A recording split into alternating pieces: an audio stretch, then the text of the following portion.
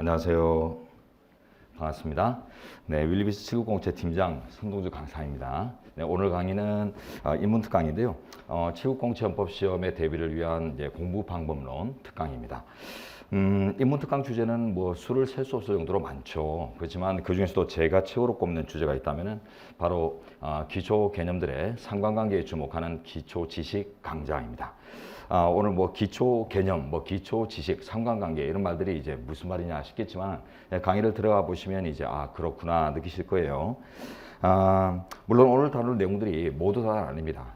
기초 지식의 이해 중에서도 우리 시험 범위의 대다수를 차지하는 기본권, 기본권 영역에 관련된 기초 지식의 이해 여기에 집중을 할 텐데 보다 풍부한 내용들은 우리 기본 강의에서 강의와 또 자료로 제공될 예정이니까 참고하시기 바라고요.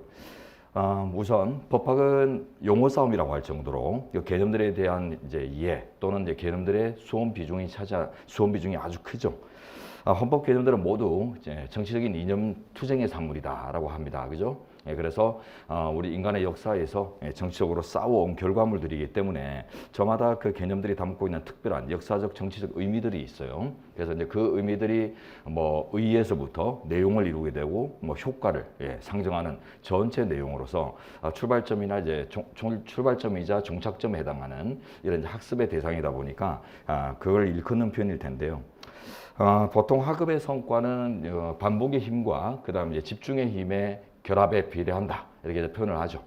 반복된 힘이라는 것은 우리가 뭐 열심히 한다, 열공한다라는 걸로 이해할 수 있고요. 아주 전통적인 모습입니다.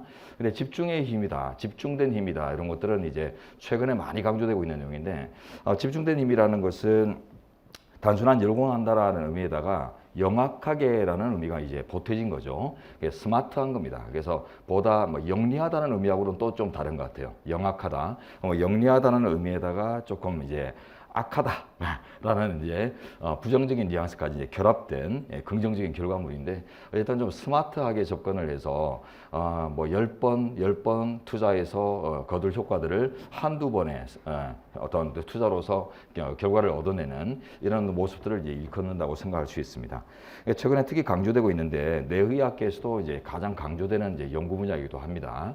자, 이런 이제 집중의 힘이라는 것은 이제 다양한 모습으로 이제 발현될 수 있죠.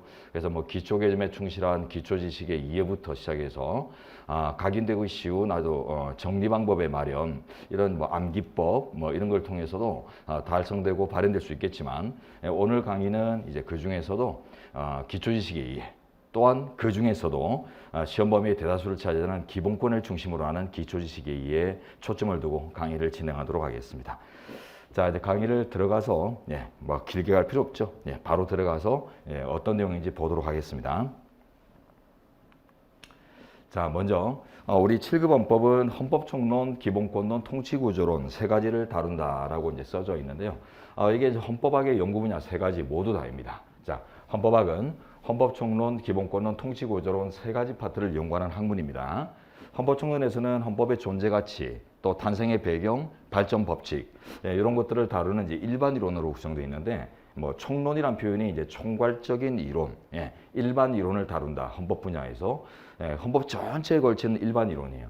헌법의 존재 가치, 뭐 헌법이 이제 개념이 뭔지, 의의가 뭔지, 왜 헌법이 있게 되었는지, 이런 헌법제를 만들게 되었는지, 그 다음에 하나의 이제 그 국가가 이제 건전하게 발전하기 위해서 헌법이 이제 담당해야 될 어떤 이제 구성적인 법칙들 이런 것들이 이제 뭐로 구성되는지 이런 것들을 보는데 뭐 대표로 이제 책에 들어가면 이제 바로 이제 감지하시겠지만은 뭐 국민주권 원리, 민주주의 원리, 법치주의 원리 이런 대표적인 이제 사상으로부터 시작해서 그것들이 좀 더 구체화되어 있는 각종 제도로서 뭐 선거제도, 지방자치제도, 정당제도 이런 것들을 다루고 그 전에 이제 국가의 근본 요소들 있죠. 국민, 영토, 주권 이런 이제 요소들의 구체적 의미들을 다뤄보는 파트들입니다.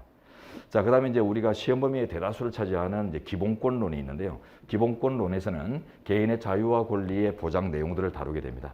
자, 그리고 마지막으로 이제 통치구조론에서는 국가를 운영하는 기관, 국가 기관의 구체적인 구성 또는 이제 조직에 관한 내용들을 다루는데 국회, 대통령, 행정부, 그다음 뭐 헌법재판소까지 해서 각종 이제 통치 조직들, 국가 조직들의 이제 구성과 운영 과정들을 바라보게 되는데요. 시험 범위 비중은 보안적으로 이제 1대 헌법청구는 1대 2대 1 이런 식으로 구성되는 게 비중이요. 일반적인데 요즘 보면 또 통치구조 쪽에 시험이 간혹 이렇게 확 많이 나와서 1대 2대 2로 출제되는 경우들도 간혹 있습니다만 뭐 일반적으로는 1대 2대 1. 예. 그래서 우리 기본서 이제 편제 분량하고 비슷해요. 네, 그런 식으로 이제 출제가 되는데 그러다 보니까 이제 오늘은 요 기본권론에 중심을 두고 뭐 이론을 들어가 보는 게 아니라 이제 여기서 다루어지는 각종 이제 기초 개념들을 중심으로 해서 뭐 헌법청론이나 이런 데서 논해볼 수 있는 어떤 지식들을 결합해서 보도록 하겠습니다. 주로 이제 기본권론의 지식과 이제 헌법청론의 지식 중에 이제 결합 이런 것들을 오늘 다루게 될 거예요. 나머지 내용들은 기본 강의에서 이제 풍부하게 다루어 드린다고 이제 말씀을 드렸고요. 우리 취급 시험은 이런 헌법청론, 기본권론, 통치구조론 세 가지 모두가 시험 대상에 들어갑니다. 네. 여러분들은 이제 통치구조론 이런데 밭에 가면은 이제 뭐 단순히 이제 이해만으로 이제 통용될 수 없고 이해만으로 이제 접목되기 어려운 이런 사항들이 있어서 어떻게 처리할까 고민이 많으시지만 오히려 그쪽은 쉬워요. 예, 그쪽은 보면 주로 이제 암기법이나 이런 걸 통해서 이제 두문자나 이런 걸 통해서 처리하면 그냥 그 이상의 의미, 뭐 확장적인 의미 분석 같은 것들이 필요 없을 정도로 정리만 하면 되는 파트라 아주 이제 깔끔한데 오히려 이제 기본권 그것보다 더 이제 헌법청론 여기서 다루는 내용들이 보면 그 확장력을 많이 갖고 있어요. 그래서 뭐 하나의 개념을 이해했다 손쳐도 그 개념들이 이제 구체로 적용된 판례들이 보면 또 이러쿵 저러쿵 하는 과정에서 또 다양한 이제 변수들, 변형들을 또 보여주기 때문에 그래서 이제 그런 이제 원칙과 예외의 어떤 틀 속에서 전체 의미를 이렇게 정돈하는 이런 것들이 이제 어려운 파트가 이제 헌법청론, 기본권론 이쪽이에요. 그래서 오늘 이제 그쪽을 다루고요. 자, 이제 헌법의 개념을 먼저 한번 보죠. 헌법은 국가 조직의 근본을 담은 최고법이다. 국가 조직을 규율하는 법은 많이 있습니다. 법률도 있고, 그죠? 뭐 대통령령, 시행령 이런 뭐 명령도 있고, 뭐 조례 같은 것들도 있죠. 자, 그렇지만 그들 중에서도 가장 최고의 사항들, 가장 근본적인 뿌리가 되는 항목을 담은 이제 최고의 법이다라는 게 헌법의 의미입니다. 자. 읽어보죠. 헌법이란 한 나라를 만들고 운영함에 있어서 가장 근본이 되는 항목을 규율하는 법으로 법의 왕이라고 불립니다. 법의 왕. 요게 이제 헌법이라는 용어 자체예요. 아래 보시면 헌법은 이제 한자어인데 당연히 한자어인데 자 법헌자와 법법자로 이루어집니다. 법 둘 다 법이네요. 뭐야? 예. 법의 법이란 뜻이에요. 법 위의 법. 법들 중에 최고의 자리를 차지하는 법을 지배하는 법이다. 그렇기 때문에 뭐 다양한 법률 이하의 이제 법들이 있겠지만 그 법들을 있게 하고 또 그 법들이 올바르게 운영되게 하는 기준을 담고 있다는 것입니다. 그래서 법의 법 또는 이제 법의 왕 이렇게 이제 호칭하시면 되는데요. 자, 한 나라의 질서를 유지하기 위한 다양한 법들 중에서 최고의 위치를 차지한다. 뭐 제목에도 나와 있지만 이제 최고다. 자, 요게 이제 제일 중요하겠습니다. 헌법이라는 이름을 가지는 법규집, 즉 헌법전을 따로 이제 보유하고 있는가 이런 것들에 따라서 이제 우리 층에서는 성문헌법 국가, 불문헌법 국가 이런 분류체가 나오는데요. 우리 대한민국은 밑에 보듯이 헌법전을 갖고 있습니다. 그래서 성문헌법 국가로 분류되고요. 불문헌법 국가로 분류되는 게 대표적으로 영국이에요. 헌법이라는 명칭을 가지는 별개의 법전이 따로 없어요. 그래서 법률의 형식으로 이제 국가 조직의 근본 사항들을 다 이제 취급하다 보니까 성문의 즉 문서로서 성립된 헌법이라는 법전이 따로 없다라는 의미에서 이제 불문헌법 국가라고 하는데 뭐 근본이 없다라고 보면 안 돼요. 근본이 없는 나라다 이렇게 하면 안 되고 근본은 다 있죠. 어떤 나라든 근본은 다 있는데 그 근본이 별개의 헌법이란 명칭을 가지는 문서집으로 따로 존재하는가 그렇지 않은가의 차이가 성문헌법, 불문헌법의 개념 구분입니다. 자, 아주 뭐 기초적인 내용인데요. 자, 그 다음으로 볼 내용이 이제 국가와 법의 의미는 특별하다 이런 의미인데 지금 이제 한 나라, 한 국가를 조직하는데 가장 근본적 사항을 담은 게 헌법이라고 봤습니다. 그리고 한 나라 안에는 여러 법들이 있어요. 법이라고 이제 포괄될 수 있는 다양한 어떤 규칙들이 있는데 자, 그런 의미들을 잘 아셔야 됩니다. 그래서 국가라는 말, 또 법이라는 말 우리가 편하게 쓰고 있지만 그 구체적 의미를 설명을 해봐라 라고 하면은 분류를 해봐라 라고 하면은 우리가 정의하기 힘든 부분들이 있거든요. 자, 그래서 이제 오늘 이런 것들을 이제 다지는 겁니다. 자, 국가 조직의 최고법인 헌법의 의미를 제대로 이해하기 위해서는 국가의 의미와 법의 의미, 국가 조직의 최고법이라고 했죠. 국가를 조직하는 최고법이기 때문에 국가라는 의미, 법이라는 의미 이런 것들을 이제 알아야 될 텐데요. 자, 밑에 이제 국가란 일정한 공간과 거기에 사는 사람들로 구성되고 그 무리들의 운명을 스스로 정할 권위가 인정되는 집단을 말합니다. 자, 일정한 공간, 요걸 이제 보통 우리가 뭐 사회 이런 데 고등학교 때부터 배운 걸로 본다면 이제 영토 이렇게 얘기할 수 있고요. 자, 거기 사는 사람들, 요걸 이제 국민 이렇게 표현할 수 있고, 그 다음에 스스로 운명을 정할 권위, 예, 요걸 표현하면 또 주권, 주인된 권리, 주인권, 예, 주권이라고 표현합니다. 그래서 국민, 영토, 주권 이 세 가지가 예, 있으면 국가라고 하는데 보통 이런 대충 뭐 사람들 모아가지고 한 뭐 섬 하나 사가지고 예, 뭐 규칙 만들었다고 해가지고 나라 취급을 못 받고요. 국제사회에서 국민, 영토, 주권 세 가지 존재를 이제 국제사회로부터 인정받아야 돼요. 뭐 유엔을 중심으로 하는 국제사회로부터 이제 인정받으면 그때부터 이제 국가로 대접을 받게 되죠. 자, 일정한 사회를 이룬 구성원들이 사회 질서를 유지하고자 약속한 운영 규칙을 사회 규범이라고 합니다. 자, 사회 규범이라는 용어가 이제 나왔는데 이게 제일 큰 개념, 대개념이에요. 영어로는 이제 social norm입니다. 예.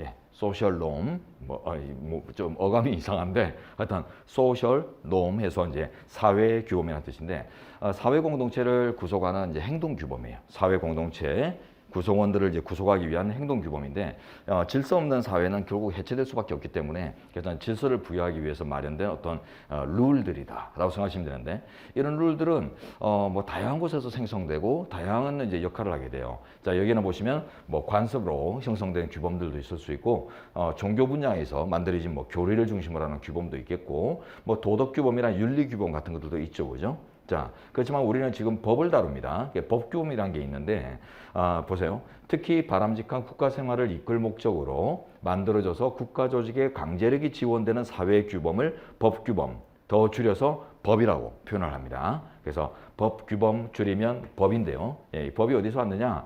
예, 그래서 사회규범이라는 이제 큰 개념 안에 있는 다양한 법규범들 중에서 국가의 강제력이 지원되는 강제적으로 관철될 수 있는 이런 지위를 가지는 규범들을 법이라고 한다. 이렇게 이제 정의를 하고요.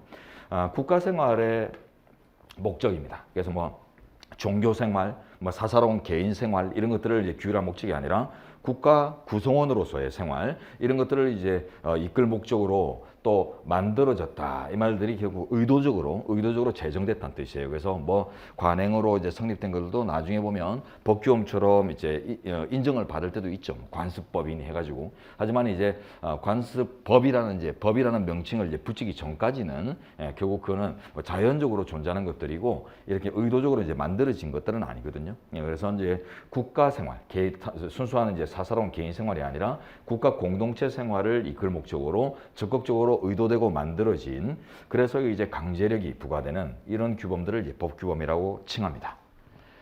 자, 앞으로 이제 여러분은 이제 별 붙인 거예요. 사회규범이라는 큰 대개념 용어하고 자, 그 안에 무수한 것들이 있지만은 그 중에서 우리가 다루는 법은 강제력이 지원되는 것들을 일컫는다. 이렇게 아시고 그래서 법이라는 표현들은 아무데나 쓰는 게 아니다. 이걸 이제 중요하게 보십시오. 자, 그리고 이제 법에는 서열이 있다라는 이제 항목으로 넘어왔는데요. 법은 다양하죠, 그죠? 아까 봤듯이 사회규범이라는 것 자체가 아주 다양한 어떤 법들을 이제 포함하고 다양한 이제 규범들을 포함하고 있었고, 그 중에 이제 국가의 강제력이 지원되는 이제 법이라는 것도 안에 보면 또 다양해요. 맨 처음 봤듯이 헌법이라고 하는 최고 위치를 차지하는 법이 있고요. 그 밑에 이제 법률, 그 이하의 또 하위 규범들, 이런 것들이 이제 우리 헌법에서부터 다양하게 예정되어 있습니다. 자, 한 나라를 운영을 담당하는 법들이 적용되는 과정에도 일정한 질서가 있습니다. 개념상 당연히 헌법이 최고위죠. 헌법이 최고법이다. 라는 법의 왕이다. 라는 의미를 부여받았기 때문에 당연히 이제 최고의 지위를 가질 텐데. 자, 그 밑에 것들을 이제 한번 보겠습니다. 이런 헌법 규정에 따라서 이제 법률, 명령 또는 규칙, 그 다음에 조례 등 이제 조례를 포함해서 자치법규라고 해요. 그래서 이제 법률, 명령, 규칙, 자치법규 이런 순서로 이제 등급이 나눠지는데 요거는 그냥 논리적으로 나온 게 아니라 우리 헌법 규정에서 정해져 있습니다. 자, 그래서 헌법 규정 나중에 이제 공부하시다 보면 당연히 알게 될 내용들인데 이런 내용들이 많이 있어요. 특히 75조 대통령령 같은데 이제 대통령 재정권 조항에 가보면은 대통령은 법률의 위임을 받거나 법률의 범위 안에서 범위 안에서 명령을 제정할 수 있다라고 해서 항상 이제 법률의 위임을 받거나 혹은 이제 법률의 범위 안에서만 정해져야 될 구속을 당합니다. 그러다 보니까 우리 헌법전에 따라 명령은 법률보다 이제 아래에 있는 걸로 이렇게 이제 보고요. 그다음에 이제 규칙이란 것도 이제 좀 이따 보겠지만 뭐 대법원 규칙, 국회 규칙, 뭐 각종 뭐 헌법재판소 규칙이나 이런 규칙 제정권들이 있는데 요것도 이제 헌법전에 나오는 용어고요. 이 규칙도 마찬가지 이제 명령과 동급이에요. 예, 그래서 이제 이렇게 크게 나눌 때는 거의 같은 급인데 결국 이제 법률의 범위 안에서 저촉되지 않는 범위 안에서 제정되도록 다 명문의 규정이 마련되어 있기 때문에 그래서 법률보다 아래에 있다라고 이제 인식하고요.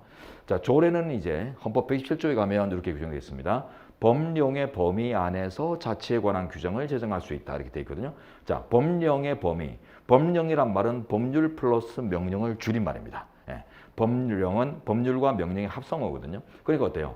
법률과 명령의 범위 안에서 조례 등 자치법규를 제정할 수 있다라고 하기 때문에 얘가 제일 꽁지예요. 꼬발이. 예, 그래서 항상 보면 이제 법은 그 서열이 이렇게 이제 피라미드, 생태계 구조를 이루고 있어요. 그래서 맨 꼭대기에 최상위 포식자인 헌법. 네, 얘가 이제 최고 보스예요. 보스고, 그 바로 밑에 이제 법률이라는 게 우리 헌법상 예정되어 있고, 자, 요게 이제 언더보스. 그리고 이제 명령이나 규칙이라고 호칭되는 것들, 그리고 이제 조례 등 자치법규. 우리 헌법에는 조례라는 용어가 안 나옵니다. 나오지 않고 이제 자치에 관한 법규를 제정할 수 있다라고 하는데 그게 이제 법률에 와서 이제 조례로 이제 특정이 된 거죠. 자, 이렇게 생태계를 구성하고 있다는 거 아시고 여기서 이제 제일 중요한 역할을 담당하는 게 주로 뭐 제일 중요하다고 하긴 좀 그렇고 아주 중요한 역할을 담당하는 게 이제 법률입니다. 법률이 이제 언더보스로서 이 보스가 정해놓은 이제 빅피처. 보스의 큰 뜻을 구체적으로 이제 진두지휘하는 이런 이제 역할을 담당하거든요. 그래서 이제 법치주의니 이런 항목에서 가장 중심된 역할을 하는 게 이제 법률입니다. 자, 이제 그걸 이제 내용을 밑에서 보시면, 자, 법률이란 헌법이 담은 빅픽처를 최고법, 최고 보스의 뜻을 보다 세밀하게 정하기 위해서 국민이 뽑은 의원으로 구성된 국회가 만든 법이며 헌법을 든든한 뒷배로 해서 제2인자로 진두지휘한다. 모든 국가법을 지휘합니다. 자, 그리고 이제 명령은 대통령이나 총리 그리고 각종 뭐 장관들이 자신들의 업무 실행을 위해서 필요한 사항을 정한 법입니다. 우리 헌법에 다 규정이 이제 75조에 있고요. 75조에 있고 그다음에 95조에 가면은 이제 총령, 부령, 각부 장관들이 이제 부령을 받을 수 있도록 이렇게 규정하고 있어요. 자, 그다음에 이제 규칙이란 국회, 대법원, 헌법재판소, 뭐 나머지 어떤 독립기구라고 생각하시면 돼요. 나머지 이제 독립성이 부여된 헌법기구들이 또 마찬가지로 자신들의 업무성을 위해서 만드는 법인데 이것도 헌법에 다 따로 규정이 다 있습니다. 네. 그분 뭐 그렇게 차이 나지 않고요. 자, 그다음에 이제 마지막 제일 꽁지 조례, 자치법규 중에서 이제 조례인데 조례란 서울시와 같은 지방자치단체가 있죠. 자, 이런 지방자치단체의 구성기관인 지방의회가 요거는 이제 국가사무, 전 이제 국가사무가 아니라 해당 지역사무의 수행을 위해서 만든 법을 이제 조례라고 호칭합니다. 자, 이렇게 해서 이렇게 피라미드 구조를 한번 들여다봤고요. 자, 이게 이제 법의 서열입니다. 그리고 이제 헌법에 직접 명시되어 있는 것들입니다. 함부로 이제 헌법에 명시되지 않은 이론 체계들 이런 것들이 보면 뭐 인터넷에도 막 떠돌아다니는데 그런 것들은 옳지 않고요. 공부를 함에 있어서는 우리는 헌법전에 쓰여 있으면 쓰여 있는 대로 공부를 하는 게 타당한 것이지 뭐 이론적으로 논리적으로 막 명령 규칙도 뭐 급을 나누고 뭐 그 규칙을 조례 수준으로 내려놓고 막 이런 이상한 정리들을 또 간혹 이제 구글링하다 보면 보는데 그런 것들은 이제 오해 소지가 큽니다. 그래서 헌법전에 명시된 대로 이해하자면 좀 전에 그 피라미드 구조가 가장 합당합니다. 자, 그리고 이제 헌법재판소라는 이제 헌법수호기관에 하는 일 이런 것들을 이제 좀 들여다보셔야 되는데 왜냐하면 시험은 이제 조문도 출제가 될 수 있고, 이론도 출제될 수 있고, 판례도 출제될 수 있어요. 쉽게 가면 이제 헌법의 출제 대상은 이론, 조문, 사례 요 세 가지로 크게 구성되는데. 뭐 조문은 주로 헌법 조문 중심이고요. 그 다음에 이제 부속 법률이라고 해서 이제 법률에 담긴 내용이라 하더라도 그 뭐 문제되는 영역의 그 제도나 권리와 아주 직결되는 이런 사항들에 이제 관련해서 한정적으로 출제되고요. 주로 이제 헌법 조문 정도만 잘 아시면 되는데 이론이나 이제 구체적인 케이스, 즉 사례를 담당하는 것들은 다 판례입니다. 판례. 네. 헌법재판소가 이제 89년도에 성립이 되고 90년도부터 이제 일을 했는데 아주 착실하게 일을 잘해와가지고 지금까지 쌓인 판례들이 엄청나요. 예, 큰 산을 이루고 있습니다. 그러다 보니까 뭐 예전에는 부속법률 문제나 순수 이론 문제나 이런 것들을 내 가지고 복수 정답 시비 같은 것도 막 불러일으키고 뭐 그죠? 지역 출제 문제도 이제 비판에 도마에 오르고 막 이랬었는데 뭐 출제위원급들을 모셔가지고 이제 법무부에서 태스크포스를 한 결과물로 지금 현재는 이제 판례 중심으로 출제되도록 이제 가닥이 잡혔고요. 그래서 모든 이제 법학 시험, 그 중에서도 헌법 시험만큼은 특히나 판례 중심으로 출제되는 것들이 기본 경향입니다. 예, 그래서 이 판례를 형성하는 기관, 헌법재판소가 이제 중요한 이제 의미를 가지게 되고, 헌법재판소의 이제 결정 주문들이 담고 있는 의미, 하는 일 이런 것들을 이제 좀 아셔야 되는데요. 자, 헌법재판소는 위헌법률 심판, 탄핵 심판, 정당해산 심판, 권한쟁의 심판, 헌법소원 심판 총 5가지를 다루는 헌법기구입니다. 예, 위탄 정권소 이런 식으로 뭐 외워주면 더할 나위가 없을 것 같은데, 나중에 이제 헌법재판론 들어가서 이제 우리는 통치구조 시험에 들어가니까 헌법재판 이론들을 이제 배워야 되거든요. 헌법 이제 통치구조의 맨 마지막 파트인데, 자, 이 부분이 여러분들한테 쉽지 않습니다. 왜냐하면 그 소송법 이론 같은 것들을 같은 것들은 뭐 기본권에 담긴 내용들을 다루는 이런 실체적인 권리의 실제 모습을 다루는 내용들보다는 상당히 이제 좀 기계적인 측면들이 존재하기 때문에 요식적이고, 그래서 좀 이제 그 공부하는 어떤 맛이 완전 달라요. 그러다 보니까 여러분들이 앞쪽에서 쭉 어떤 그 원리나 권리에 담겨져 있는 어떤 실제 모습, 실체 이런 것들을 중심으로 이렇게 다 탐구하고 가다가 막판에 가서 이제 소송 절차 이런 것들을 다루다 보면은 좀 이질감이 느껴지고 하는데, 그렇지만 이런 절차에도 항상 어떤 그 논리들이 있습니다. 왜 이런 절차를 구성하고 있는가, 왜 이런 제도가 존재하는가, 왜 이런 기구가 있어야 하는가, 이런 것들이 다 이유가 있기 때문에, 그래서 이제 그런 것들을 쫓아가시면서 공부하시면은 수월하게 정리하실 수 있는데요. 안 되면 두 문자로 그냥 정리해버리면 되고 뭐 이런 것들인데, 자, 이제 한번 보겠습니다. 오늘은 이제 인권 중심으로 본다고 했죠. 네, 그래서 이제 보시면 이런 이제 심판 유형들 중에서 인권, 즉 사람답게 살 권리, 이걸 뭐 좀 이따 보겠지만 또 기본권이라고 표현해도 됩니다. 기본권이라는 개념은 이제 헌법으로 보장되는 기본적인 인권이다라고 해서 뭐 인간으로서 가질 수 있는 모든 권리들 중에서 헌법으로 정해진, 헌법이 제시하고 있는 인권들을 이제 기본권이라고 하거든요. 기본적 인권, 줄여서 기본권. 자, 어쨌든 뭐 동의어로 쓰시면 돼요, 앞으로는. 그래서 인권 또는 이제 기본권 보호와 직결되는 이제 심판 유형 2가지를 볼 텐데, 그게 이제 위헌법률 심판과 헌법소원 심판 2가지입니다. 위헌법률 심판은 그 용어에 있듯이 헌법에 위반되는 법률을 심판하는 제도, 무효화시키는 제도거든요. 자, 그래서 직권 또는 당사자, 소송 당사자의 신청에 의한 법원의 제청으로 헌법재판소가 그 재판에 적용되는 법률의 위헌 여부를 심사해 주는 장치입니다. 자, 이런 것들은 나중에 차차로 보시고요. 자, 그 다음 한번 볼게요. 헌법재판소는 소송 요건을 갖추지 못해서, 소송 요건이란 말은 이제 소송을 제기하기 위해서 필요한 법이 정한 요건들을 얘기합니다. 그래서 뭐 대표적으로 뭐 당사자 능력이나 적격 이런 것들도 뭐 기본적으로 구비되어야 되겠지만은, 뭐 쉽게 보자면 뭐 관할, 그다음에 뭐 청구 기간, 제소 기간 뭐 이런 것들 있잖아요. 그런 이제 요건들을 이제 갖추지 못하면 애초에 이제 부적법하다, 적법 요건을 못 갖췄다 해서 각하 결정을 내립니다. 자, 각하 결정 유형을 한번 보죠. 각하라는 말은 이제 물리칠 각자의 아래 하자를 쓰고 있는데 땅바닥에다가 쳐버리는 거예요. 심판 청구를. 이거는 뭐 근본이 없네, 근본이 안 된 청구 내에서 땅바닥에 탁 던져버리는 이런 이제 의미, 폐기하는 의미고. 자, 그다음에 이제 보세요. 요건들이 이제 충족은 하지만, 즉 소송 요건을 다 갖추어서 이제 그 주장 심판에 이제 청구된 내용의 이제 실제 모습을 들여다볼 수 있는 조건은 갖추었지만, 법률에 이제 담긴 내용들이 결국 따져보니까 헌법에 부합한다, 즉 위반되는 점이 전혀 없다. 그러면 이제 당연히 이제 합헌 결정이 나옵니다.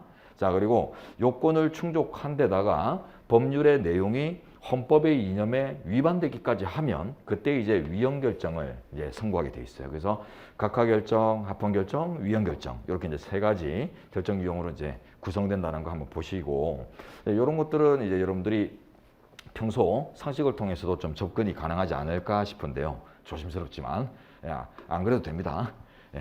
자, 그렇지만 이제 그다음 보세요. 헌법소원은 조금 이제 독특한 부분이 있는데, 헌법소원 심판은 크게 2가지 용어로 일단 구성돼요. 권리구제형 헌법소원 심판, 이걸 줄여서 이제 권리소원이라고 합니다. 요것도 전문 용어예요. 권리소원. 그다음에 위헌심사형 헌법소원 심판 이게 이제 또 있습니다.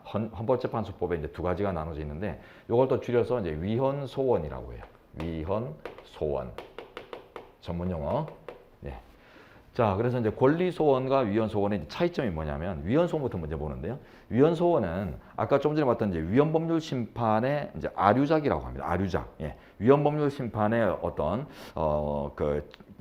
제기 과정에서 나오는 문제를 그 보완하기 위해서 만들어진 이런 이제 보완적 장치인데요. 법원이 위헌법률 심판 제청을 하면, 예, 제청이란 말은 이제 요청한다는 뜻입니다. 제안하여 요청한다, 예, 청한다라는 뜻인데 요청한다는 거예요. 그래서 아무나 이제 헌법재판소에 위헌법률 심판을 요청할 수는 없고요. 우리 헌법과 이제 법률에 따르면 법원이 할 수 있도록 되어 있어요. 그래서 이제 법원이 제청권을 가지는 국가기관인데 법원이 이제 제청권을 행사하지 않을 때가 있습니다. 예, 당사자가 지금 우리 재판에 적용되는 이 법률이 좀 문제가 있어 보이니까 헌법재판소의 이제 결론에 따라서 갑시다 이렇게 이제 신청을 했는데도 우리가 볼 때는 별로 문제가 없어 보인다 해가지고 신청을 기각할 때가 있어요. 그리고 이제 본인이 또 직권으로 발동할 수도 있는데 직권을 행사하지 않을 때도 있고, 자 이래가지고 이제 제청을 하지 않을 때 이때는 이제 위헌법률 심판의 어떤 문제, 예, 이런 것들이 지금 존재하지만 문제가 제기되고 있지만은 그 계기가 될 이제 법원의 제청권 행사가 존재하지 않아서 결국 이제 헌법재판소가 위헌의 여지가 큰 어떤 법률에 대해서 심사하지 못하는 이런 문제가 생길 수 있어요. 그런 이제 심사의 공백을 보완하기 위해서 이제 위헌소원 제도를 두어서 자 이런 경우에 즉 법원이 결국 제청권을 행사하지 않을 경우에 대비해서 소송의 당사자가 직접 헌법재판소의 법률의 위헌 여부를 문의할 수 있도록 만들어놓은 장치가 위헌심사형 헌법소원입니다. 위헌소원. 그래서 이거는 위헌법률 심판에 따르는 절차에 따르는 이제 공백의 보완이다 이렇게 생각하시면 되겠어요. 예. 자, 이제 권리구정헌법소원 심판은 이제 색깔이 완전 다른데요. 기본권의 주체, 뭐 보통 우리 국민들이죠. 예. 기본권을 가지는 주체가 기본권을 침해하는 국가 공권력 작용에 대해서 그 구제를 요구하는 장치입니다. 그래서 어떤 국가 작용이 우리 개인들의 헌법상 보장된 기본권을 침해한다고 생각할 때 그때 이제 헌법재판소에게 문의를 해서 위헌이면 무효화 실효시켜 달라 이렇게 이제 요구하는 장치인데요. 그래서 이제 기본권 구제 장치다 이런 의미에서 권리 소원이라는 표현을 쓰고 있습니다. 자, 그다음에 내용을 한번 들어가보죠. 권리구정헌법소원 심판에서 헌법재판소는 소송 요건을 갖추지 못해 부적법안을 하면 각하 결정을 똑같아요. 아까 위헌법률 심판하고 똑같고요. 자, 그런데 이제 반대로 요건을 갖췄습니다. 갖췄지만 그러나 이제 들여다보니까 기본권 침해 주장이 성립되지 않아요. 기본권 침해라는 주장이 이제 부당하다. 그렇게 되면 이제 기각 결정을 선택을 하고요. 예. 자, 그다음에 요건을 충족한 데다가 기본권 침해 주장이 또 타당하게 기본권 침해가 이제 인정되면 그때는 이제 인용 결정을 선택을 하는데 요 결정이 조금 다르죠, 그죠? 아까 위헌법률 심판에서는 각하, 합헌, 위헌 이렇게 나왔는데 지금 권리소원에서는 각하, 기각, 인용 이런 표현을 쓰거든요. 요거는 그 다루는 이제 재판에서 다루는 내용 차이입니다. 다루는 내용 차이가 이제 권리소원은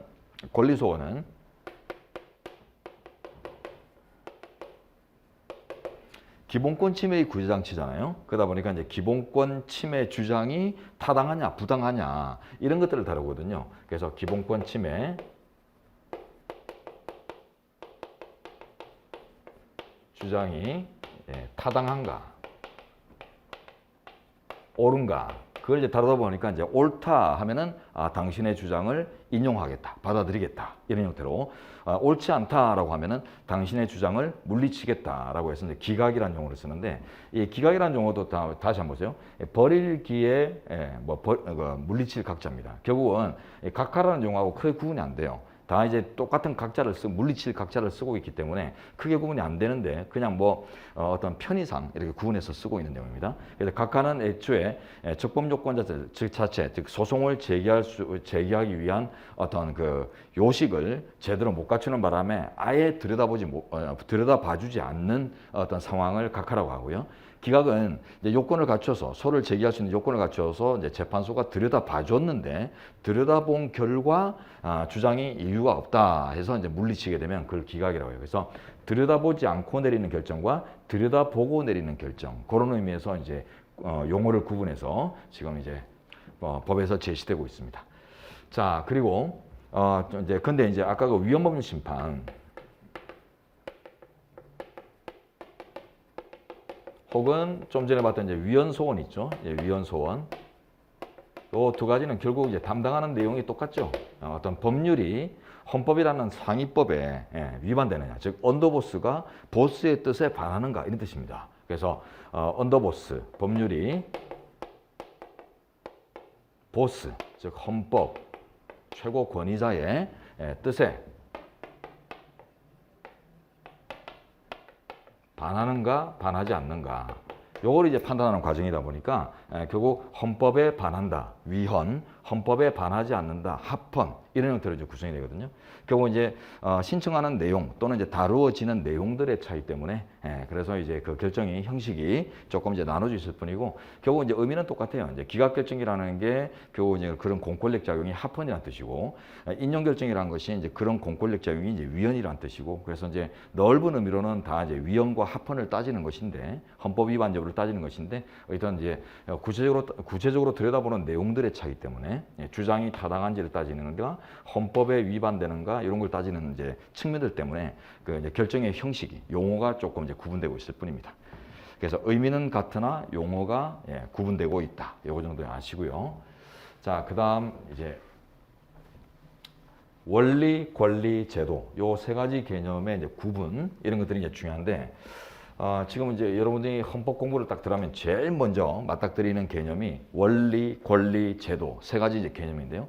보통은 이제 한번 예를 들어 볼게요. 뭐 국민주권 원리나 민주주의 원리 이런 원리들이 있죠. 그다음에 뭐 권리들, 뭐 사생활의 자유, 재산권, 국가배상 청구권 이런 것들처럼 이제 권리라는 게 있고, 그다음에 선거제도, 지방자치제도, 정당제도 뭐 이런 것들, 공무원제도 이런 것들처럼 제도라는 용어를 붙여 쓰는 용어들이 개념들이 있어요.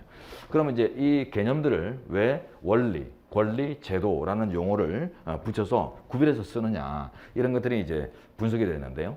자, 첫 줄. 현재는 원리규범, 권리규범, 제도규범의 성격과 관련해서 자, 원리는 이상적인 신념을 담은 것이다. 이걸 줄이면 이념입니다. 이념. 이상적인 신념을 줄이면 이념이죠. 이데올로기.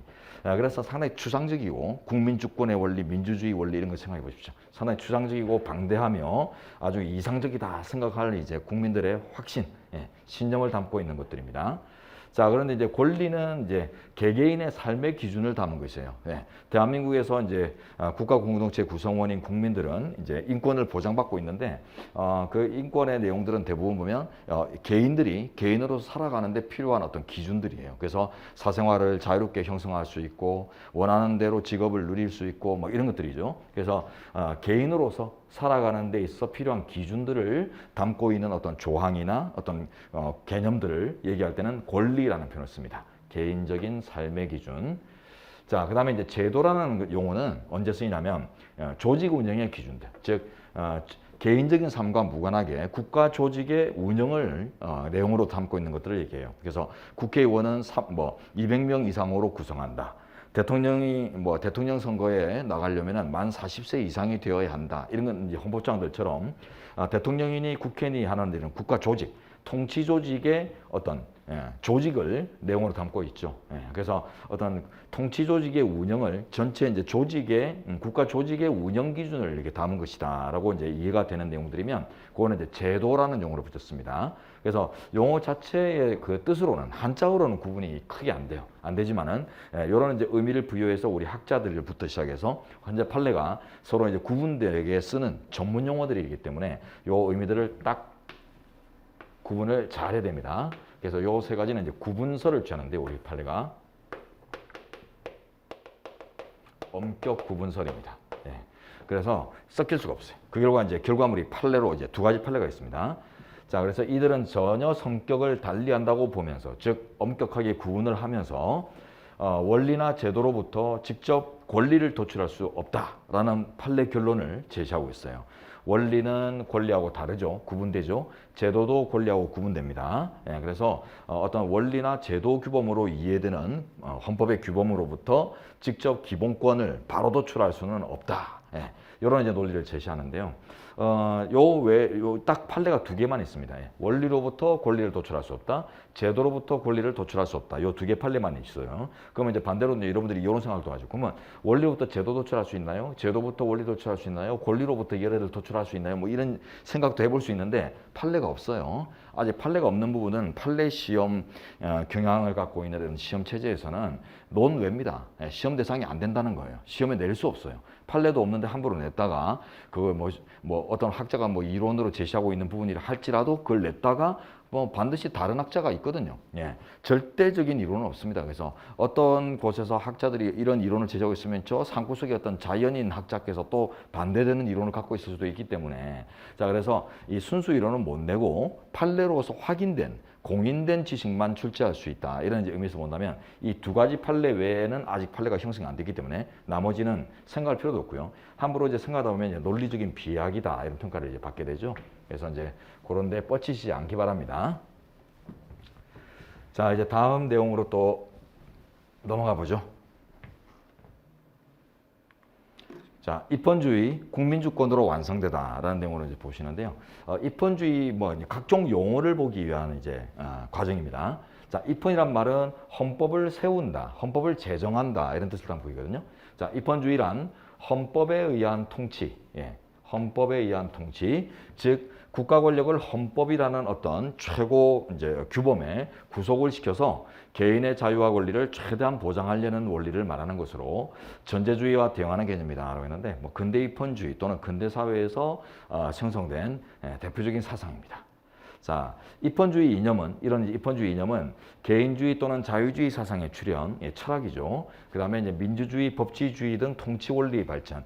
민주주의나 법치주의 원리는 뭐 유럽의 뭐 영국이나 뭐 이런 나라로부터 시작해서 뭐 유럽 대륙 전반에 뭐 개별적으로 출현을 해서 뭐 이렇게 좀 발전을 해왔어요. 네. 자 그리고 최근에 이제 그 현대 국가에서는 이제 국민주권 사상이라는 게 또 완성이 되었죠. 그래서 예전에 왕권 신술에 기초한 뭐 군주주권론 이런 것들이 이제 패망을 하고 쇠퇴하고 이제 국민이 나라의 주인이다라는 이제 사상이 완성됐는데 자 이런 이제 다양한 개별적인 정황을 통해서 이제 완성돼 왔다 이렇게 이제 일을 합니다. 입헌주의 이념 즉 국민의 자유와 권리 보장 이념이에요. 이런 것들이 다양한 어떤 원리들로 이렇게 발전을 해서 이제 통합이 되었다라는 뜻인데요. 자, 그 결과입니다. 그 결과 오늘날 입헌주의와 개인주의 또는 자유주의, 민주주의, 법치주의, 국민주권주의 이런 것들은 다 동일시되고 있어요. 동일시되고 있다. 그래서 뭐 용어 굳이 구분하고 막 이렇게 의미를 막 경계를 나누고 뭐 관계를 나누고 이런 것들은 그 옛날 모습이에요. 그 예전에 이제 교수님들이 기본서에 가면은 민주주의와 법치주의의 차이점, 성격 차이 이런 것들을 막 서술을 하고 그러는데 필요 없습니다. 시험에서 적극적으로 이제 다뤄질 수 있는 이런 판례가 있는 부분이 아니기 때문에 순수 이론 분야고요. 그래서 우리는 입헌주의니 개인주의니 자유주의니 민주주의니 법치주의니 국민주권주의니 이런 좋으면서도 이해하기 어려운 이런 이제 추상적인 어떤 이데올로기들이 다 이제 하나의 신념, 즉 개인의 자유와 권리 보장이라는 자 이런 하나의 신념에 기초하는 것이기 때문에 같은 말로 이렇게 이제 다 이해를 합니다. 자, 그래서 우리나라도 보면 이걸 다 이제 헌법전에 수용을 하고 있다라는 결과물을 이제 다음에 보여주고요. 자, 그다음 이제 법치주의 이 중에서도 제일 중요한 이제 법치주의를 보는데 아니 입헌주의가 제일 큰 개념 같은데 왜 법치주의가 중요하냐? 법치주의가 먼저 발달을 했어요. 입헌주의라는 개념이 근대에 성립되기 전부터 예전부터 이제 법치주의라는 개념들이 특히 이제 영국이 보면 이제 민주적 이념들의 그 가장 출발이 이루어지는 나라거든요. 뭐 산업혁명이니 막 각종 이제 사회 변혁의 제 1번이 항상 영국이듯이 자, 역사적인 이제 배경들 때문에 이 법치주의라는 것도 이제 영국에서 뭐 최초로 이제 좀 이렇게 의미 있게 성립이 되는데 이 법치주의가 그 오랜 기간 동안 이제 많은 역할을 감당을 하고 수행을 하면서 많은 이제 원리 원칙들을 파생을 시켰어요. 그래서 이 법치주의는 귀중한 보물들, 헌법에 아주 귀중한 원칙들이 보관된 창고입니다. 저장고, 보석함이라고 생각합니다. 보석함. 자, 법치주의란 국민의 뜻을 담아서 만들어진 법을 통해서 국가 권력을 구속하는 법에 의한 통치의 원리를 말합니다. 법치라는 말을 그대로 풀면 되고요. 법치주의는 법적 안정, 법적 정의라는 두 가지 이념으로 구성되는데 여러분들은 뭐 행정법이나 이런 관련 법들을 보면 또 법 안정, 법 정의, 뭐 구체적 타당성, 구체적 정의 이런 표현들을 이제 막 쓰는데요. 이 법적 정의를 이제 다른 말로 이제 뭐 개별 법에 가면은 뭐 구체적 정의 또는 이제 구체적 타당성 이런 표현들로 이제 씁니다. 자, 근데 이제 이런 것들이 이제 어떤 의미를 가지느냐 간단하게 좀 아셔야 되는데 법적 안정은 아주 쉬워요. 법적 안정은 법의 이제 형식적인 측면을 이제 표현한 건데 법에 의해서 이제 룰이 주어짐으로써 사회 질서가 안정되는 성격을 얘기합니다. 예, 그래서 법이라는 룰이 있으면 뭐 법이 아니어도 꼭 룰이 있으면은 질서가 주어지니까 안정되겠죠. 예, 그런 이제 표면적인 성격을 얘기하고요. 이제 법적 정의라는 이제 표현이 조금 이제 까다로울 수 있는데 법에 의한 정의 실현 이런 표현입니다. 법의 내용적 측면의 이제 표현으로서 법의 의도에 합당하게 질서가 실현되는 성격을 말한다. 이게 이제 좀 표현이 좀 애매한데 한복적성을 얘기합니다. 한복적성. 그래서 안정성과 한목적성 이렇게 두 가지로 이제 구성되는데 결국 이제 어떤 법이 존재하는 이제 이유, 존재의 의미 이런 것들에 이제 부합되는 적용 이런 것들을 이제 통해서 정의사회의 실현에 이제 기초가 된다 이런 뜻인데요. 그러다 보니까 어떤 법을 곧이곧대로 적용하면은 이 법이 뭐 만들어진 혹은 이 법이 의도하는 것에 반하는 역행하는 결과가 나올 수도 있을 때는 결국 이제 원칙에다 예외를 부여해서 전혀 다른 결론들을 제시하는 판례들이 나올 때도 있고 하는데 그게 이제 법의 정의로운 적용 이런 의미에서 나오는 이제 법칙입니다. 주로 이제 뭐 예외 같은 것들을 상정할 때 많이 활용이 되죠. 원칙에 대한 예외를 상정할 때. 자, 그리고 이제 법치주의는 두 가지 이념을 구현하는 과정에서 즉 안정과 정의 이 두 가지가 좀 충돌하는 할 수 있는데 뭐 다른 개념이니까 그죠? 그러니까 이 다른 두 가지 개념을 서로 이제 구현하는 과정에서 여러 가지 이제 원칙을 만들어냅니다. 그래서 이제 어떤 법 적용에 역류를 방지하는 소위법 금지 원칙, 소위법 금지 아주 중요한 헌법총론의 주제고요. 자, 그다음에 국법에 대한 옛날 법에 대한 믿음을 새로운 법 질서가 이제 변동되었음에도 불구하고 여전히 보장받을 수 있는 원칙, 자 이런 것들을 이제 신뢰보호의 원칙이라고 하는데 이 두 가지가 헌법총론의 쌍두마차예요. 쌍두마차. 그러므로 이제 헌법총론에서는 얘 둘이 모르면은 뭐 원리 기본 원리에 관해서는 공부가 안 됐다 할 정도로 가장 중요한 이제 주제를 담당합니다. 자, 그리고 뭐 그 외에도 뭐 나중에 들어가시면은 뭐 법률유보 원칙이니 법치행정의 대표적 원칙이죠. 그다음에 과잉금지 원칙 또는 비례성 원칙 이런 것들을 이제 또 뭐 다양한 원칙들을 만들어내는데 하여튼 뭐 헌법에 이렇게 명시되지 않은 원칙들이거나 뭐 명문이 있거나 혹은 명시되지 않은 원칙인데 그 원칙의 이제 그 기원이 어디냐, 궁극적인 기원이 어디냐면 잘 모르면 그냥 법치주의를 들면은 한 99%가 맞아요. 그래서 법치주의가 이런 다양한 어떤 소중한 원칙들을 만들어내는 자유와 권리의 보장을 위해서 다양한 원칙을 만들어내는 이런 이제 보석합니다. 이런 의미를 한번 제시를 하고요. 자, 이제 자세한 내용들은 이제 본격적인 학습에 들어가서 여러분들이 이제 의미를 살피셔야 합니다. 자, 그리고 이제 우리나라는 대의제 국가라고 하는데요.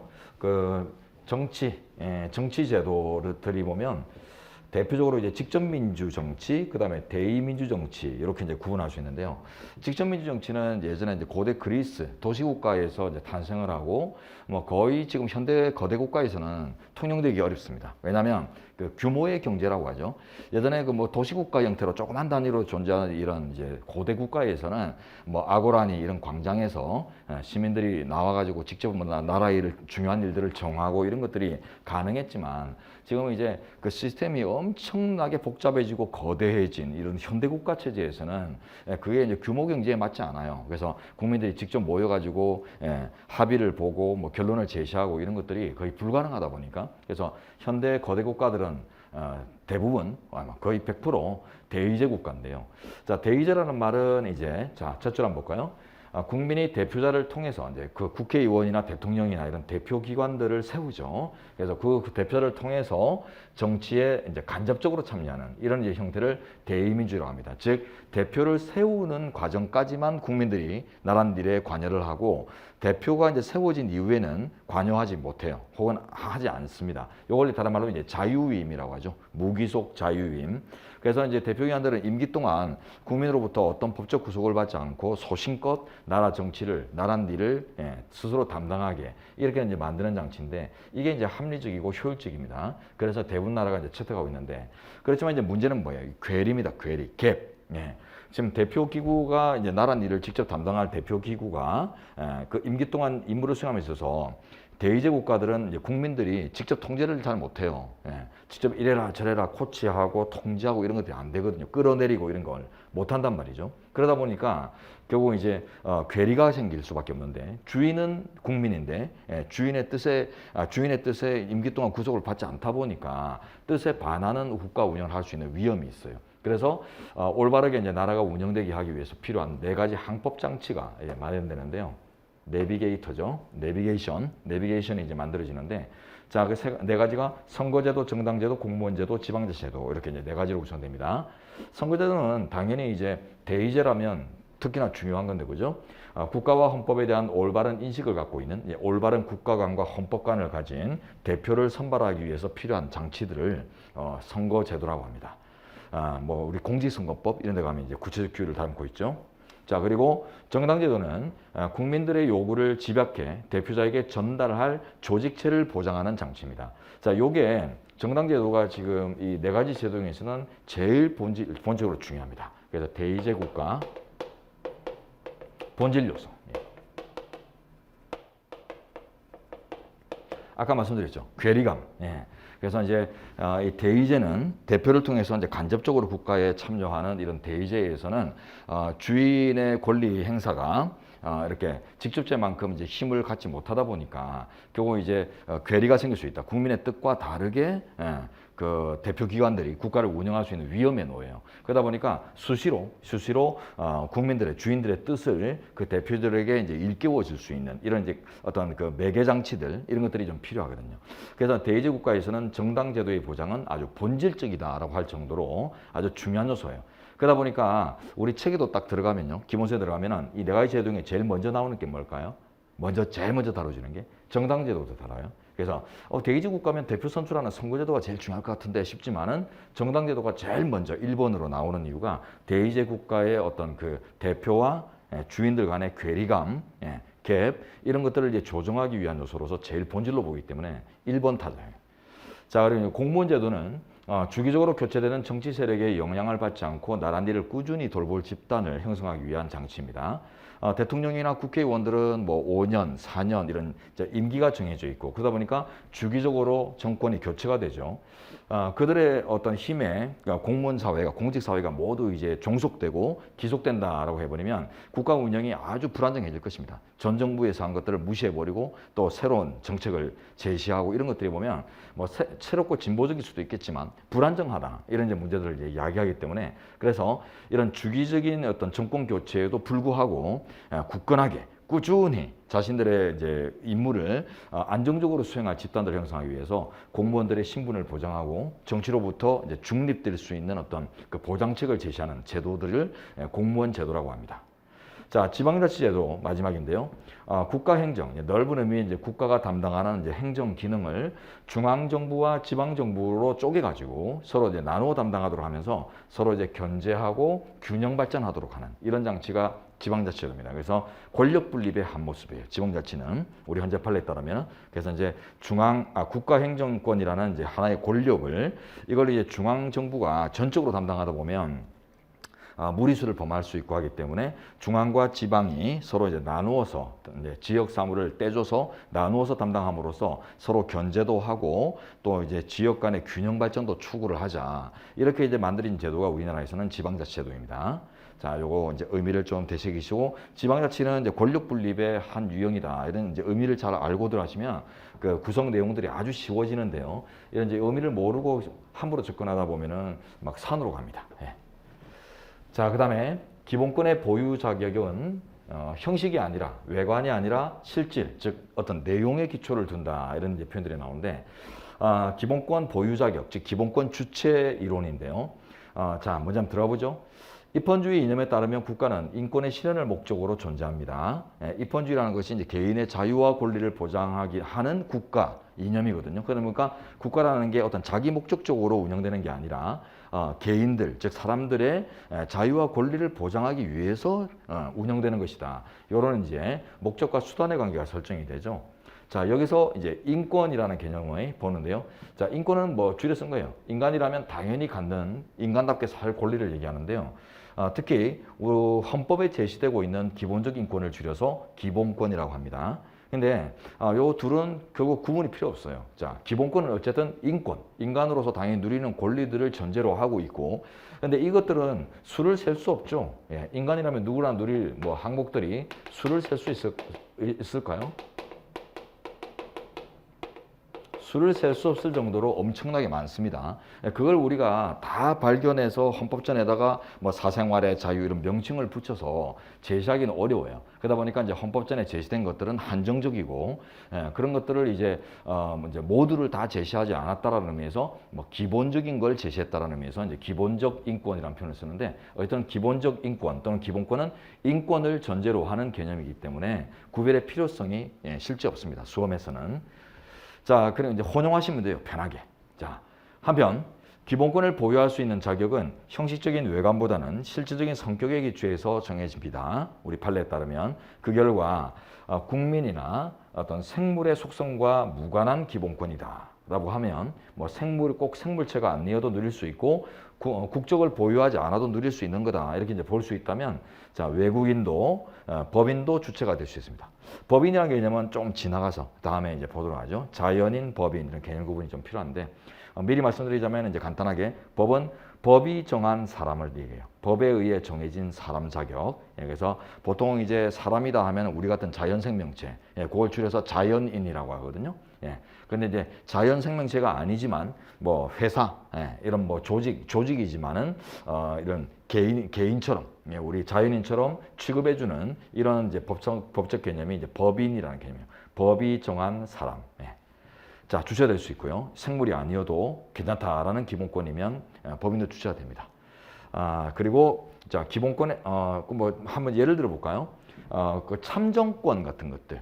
정치 참여권, 참정권 이런 것들은 그 나라 공동체의 구성원들이 그 나라의 주인들이 나라일에 이제 관여하는 것이기 때문에 나라의 주인이 아닌 외국인들이 누리기 힘듭니다. 근데 대부분의 권리들은 보면은 다 인간의 속성에서부터 인간으로 태어나면서 갖고 나는 이제 본성의 기초에서 보장되는 내용들이 대다수다 보니까 대부분 다 이제 외국인들로 보장되지만은 이렇게 이제 특별한 경우에는 국민만 누릴 수 있는 권리들이 간혹 있어요. 몇 가지를 좀 외우셔야 됩니다.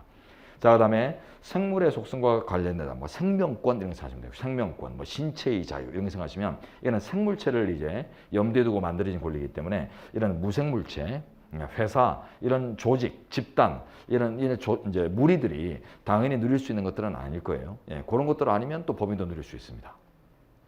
자, 그다음에 기본권의 실현에 기여하고 있는 실질을 갖고 있으면은 법인이 아닌 단체, 아직 법에 의해서 사람으로 인정되기 위한 요건을 못 갖춘 것들, 성립 중의 법인 이렇게 생각하시면 돼요. 설립 중의 법인.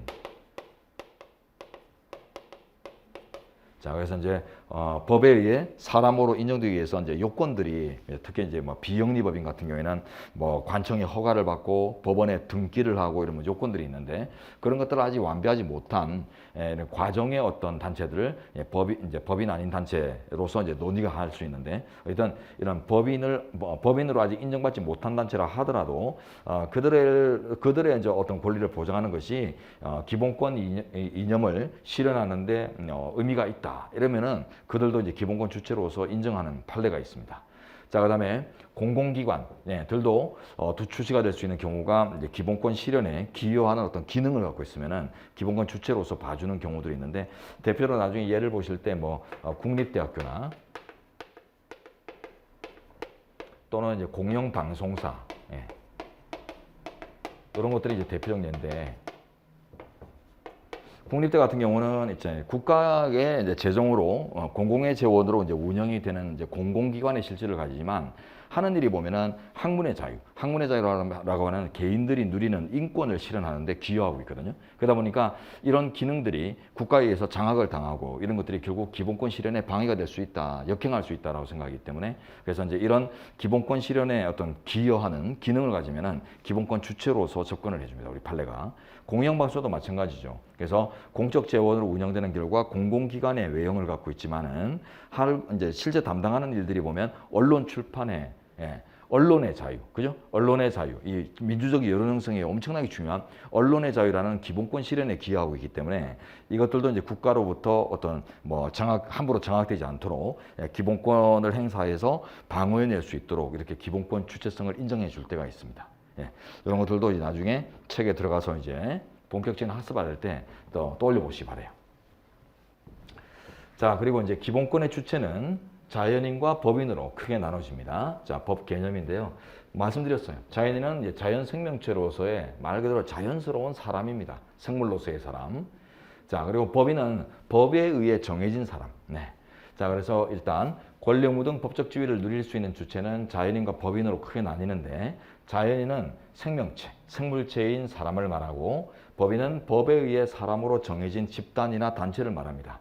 뭐 사람들의 결합을 사단, 재물의 집단을 뭐 재단 이렇게 구분하는데 헌법학에서는 그런 엄격한 구분들이 필요가 없고요. 그래서 자연인과 법인으로만 크게 구분할 수 있으면 충분합니다. 자, 다음 기본권은 인간의 권리와 국민의 권리로 나뉜다라고 했는데 이것도 지금 대강의 설명이 이루어졌어요. 좀 전에 이제 기본권 주체 일반 이론에서 국민이나 생물의 속성에 직결되는 기본권이 아니면은 외국인이나 법인도 누릴 수 있다라는 거기서 설명을 좀 해드렸는데 자, 기본권은 성질상 인간이면 누구나 누릴 수 있는 내용으로 구성된 인간의 권리와 국적 보유자만 누릴 수 있는 내용으로 구성된 국민의 권리로 구분됩니다. 대부분의 인권들은 보면 다 인간의 권리예요. 그래서 이제 인간의 타고난 본성 또는 가지고 태어나는 것, 개, 돼지와 다르게 인간으로 태어난 영특한 인간으로 태어난 이제 구분되는 요소들 그런 것들을 이제 보장하기 위한 내용들이 대다수인데 간혹 이제 국적 보유자인 이제 국민들만이 행사할 수 있도록 구성되어 있는 것들이 있는데 요거는 두 가지가 대표적입니다. 일단 참정권, 선거권이니 국민투표권이니 이런 참여권 있죠. 이런 것들은 그 국적 보유자만 그 공동체의 운영을 위한 권리이기 때문에 나라는 일, 그 나라의 일에 관여하는 것이기 때문에 나라는 일에 관여할 수 있는 권한이 있는 국민만이 누릴 수 있고요. 그 다음에 이제 거주 이전의 자유라는 게 있는데요. 거주 이전 자유. 자신이 머무를 장소를 자유롭게 정할 수 있는 자유가 있는데 요것도 우리 헌재가 국민의 권리임을 전제로 해서 판시하고 있습니다. 그래서 요 두 가지가 지금 헌법학에서 이제 판례로 확인되고 있는 국민의 권리이고 나머지는 대다수가 다 인간의 권리니까 외국인도 자연스럽게 누릴 수 있어요. 자, 이제 내려가시면 그 결과 외국인은 인간의 권리인 기본권만 누릴 수 있고 국민의 권리인 기본권은 못 누린다. 이런 결론이 나오는데요. 이제 경향을 한번 보도록 하죠. 기본권은 우리 헌법 제10조에 인간존엄 행복주권이 있고 11조에 평등권이 있고 12조부터 23조까지 이제 자유권을 명시하고 있는데 연달아 쭉 나와요. 쭉 나오는 이제 기본권들인데 이것들은 보면 그 내용들이 다 인간의 타고난 본성을 보장합니다. 타고난 본성. 네, 인격 존엄성 이런 것들이 이제 근대 사회에서부터 인정이 됐죠. 그 나중에 보겠지만 세계 인권 선언에 가면은 1조에 이렇게 규정되어 있습니다. 모든 인간은 존엄하고 동등하며 자유롭다 이렇게 이제 써져 있는데 그게 근대 사회에서 이제 발견된 그 인격의 개인의 인격 존엄성 또는 이제 인격 자율성에 기초하거든요. 그러다 보니까 뭐 인격을 존중하고 자율성을 보장하고 그것이 이제 인간으로 태어났다는 이유로 보장되기 때문에 개, 돼지가 구별되기 때문에 누리는 것이기 때문에 인간이면 누구나 이제 동등하게 누리게 돼 있어요. 그래서 이제 이런 것들이 가장 인간의 타고난 본성들을 담고 있는 주축들이고요. 자, 그다음에 이제 좀 전에 봤듯이 이제 참정권 봤죠, 그죠? 요거는 이제 국민이 나란 일에 참여할 권리, 나란 일에 참여한다, 정치에 참여한다, 그 말이기 때문에 국민의 권리에 해당합니다. 요거는 외우셔야 돼요. 참정권은 국민의 권리. 자, 그 다음에 이제 청구권은요. 청구권은 외울 게 없어요. 청구권은 권리의 침해에 대해서 그 권리를 이제 원래대로 회복하고 이렇게 이제 실현하기 위한 어떤 절차들을 보장하는 내용이거든요. 재판 청구권, 뭐 국가배상 청구권 뭐 이런 것들이죠. 그래서 이제 침해된 권리의 실현을 위한 절차들을 보장하는 내용이기 때문에 결국 기본권을 보유하는 사람이면 누구나 주체가 될 수 있어요. 기본권 주체로서 인정이 되는 사람이면 그 침해가 있을 때 각종 청구권을 당연히 누리게 됩니다. 그래서 이거는 뭐 중립적이니까 특별히 이제 구분점이 없고요. 자, 끝으로 이제 사회권. 사회권은 공동체의 사회복지를 보장합니다. 국가 공동체는 또 특히나 자유경쟁이 보장되는 이런 사회에서는 보면 반드시 이제 승자와 패자 이런 것들이 구분되죠, 그죠? 그래서 자유롭게 경쟁할 수 있다. 예. 분명히 힘이 딸리거나 여러 가지 여건 때문에 질 수밖에 없는 이런 패자들이 존재하는데 그들을 아예 돌보지 않고 놔둬버리고 자유경쟁 원리를 논리적으로만 관철시켜버리면 그들은 굶어 죽을 일밖에 남아있지 않아요. 그러다 보니까 공동체가 갈수록 이제 해체될 수 있는 위기에 놓이게 되는데 이런 공동체의 건전한 운영을 위해서는 이런 패자들도 국가가 돌볼 수 있는 이런 이제 여건들이 어느 정도는 필요하다는 인식에서 사회적 기본권 또는 이제 사회권이 만들어지고요. 이 사회권이라는 말은 다른 말로 이제 복지권입니다. 복지권. 예. 사회 복지를 요구할 권리인데요.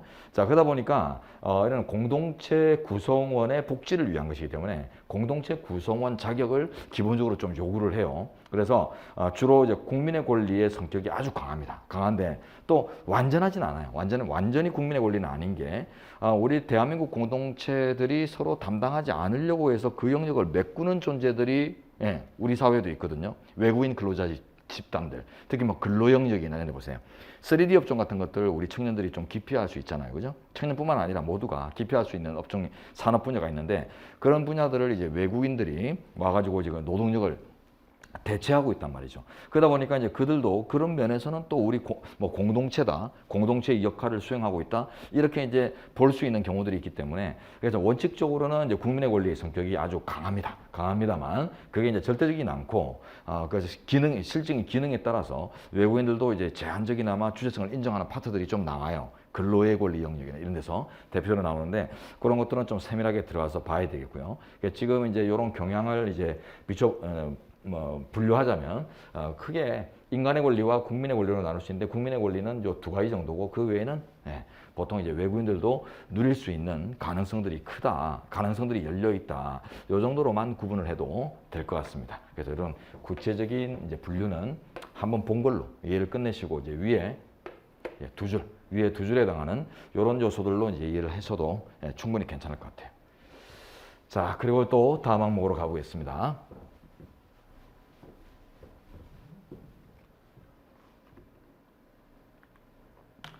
자, 기본권은 일정한 제한이 필요하다. 자, 권리가 주어졌다고 해서 권리가 이제 절대적으로 항상 보장되는 건 아니다 이런 뜻인데요. 그러다 보니까 이제 국가가 언제든 개인의 권리 행사를 제약할 수 있다. 우리는 많은 제약 속에 살고 있습니다, 그죠? 길을 건널 때도 이제 파란 불일 때만 건너야 되고요. 차를 운전할 때도 빨간 불일 때는 운전하면 안 되고 그러죠, 그죠? 예. 그래서 이제 이런 다양한 이제 신호등을 중심으로 해서도 우리는 제한, 질서라는 것이 제한이죠. 예. 질서에 의한 제한을 받고 있는데 그 이유는 타당합니다. 왜냐하면 모든 사람들이 자신의 기본권을 절제 없이 행사할 수 있다면 세상은 곧 아수라장이 될 겁니다. 어떤 개인에게 이제 권리의 행사로서 보호되는 일들이 타방의 입장에서 그 타인의 입장에서는 결국 이제 권리를 침탈당하는 자신의 이제 어떤 기회를 박탈당하는 이런 효과들을 가질 수 있기 때문에 서로 이제 충돌하죠. 이익들이.